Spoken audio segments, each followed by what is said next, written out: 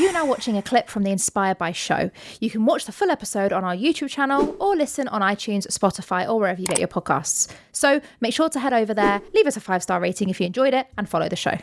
Where did football come into your journey, and what was the reason you were attracted to football? So before 2010, I never actually liked football. Like, I was in primary school that year, I think, or just going into secondary. I can't really remember. And I vividly remember someone asking, what team do you support? I knew no teams. I just went, England. They're like, now, what team do you support? I went, England. They're like, no, you got to support a team like Man United, Chelsea. And I just randomly said Chelsea. I've never heard of Chelsea. I can't lie. Spoiler.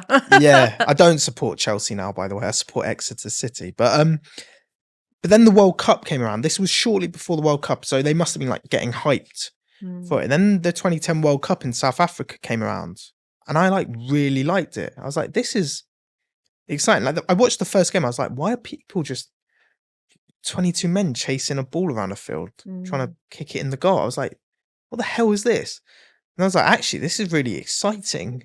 And then I watched it, and then luckily, because I'm a referee now, luckily Howard Webb, who's an English referee, refereed the World Cup final. And like everyone was watching it. My parents hate football, but they turned it on. So like everyone watches it. And I was like, that guy's the center of attention here. This guy showed like 15 yellow cards and a red. This guy is like the attention. I like the attention. I want a referee. So then I just applied, and parents obviously paid for the course, and yeah. Wow.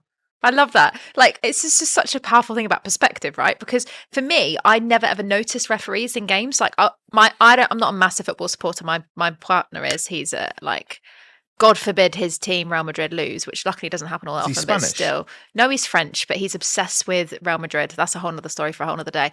But it is like our house. We in our old house used to have a fireplace, and it changed color. Had to be blue when Real Madrid were playing. Like, he's so superstitious. So I never really knew much about football. I certainly didn't notice the refs. So I love the fact that Paris. Oh, he's just not into French football at all. Doesn't support. I've reffed at Paris before. Really? Yeah. Wow. Yeah. I love that. What was that like? Yeah, that's one I just wanted to throw in there. I don't know if you can tell. That was like surreal. Like, wow. I've never, like the setup, like you walk in, it just feels like a studio, like a set, like it's wow. Yeah. And then you walk out, obviously, and yeah, that's remarkable. How did you go from, like, let's just zoom out. So you've done this referee training, now you're refereeing in Paris. Like, how does someone go from the idea of seeing a ref on the TV and going, I want to be like that ref, to refereeing? I don't ref like consistently Paris games, by the way. But you've refed some massive games, some big games. Yeah.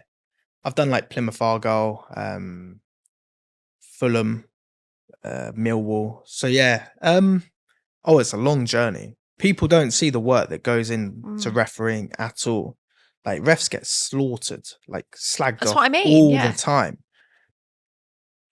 Like, you get to a certain level, it's really easy. But then after that, you get observers on like every game, and they criticize every single bit you do, like your positioning, like your like showing a yellow card technique, like single thing, like where you are when you walk out. You've got to walk to the right place. Like, they look at every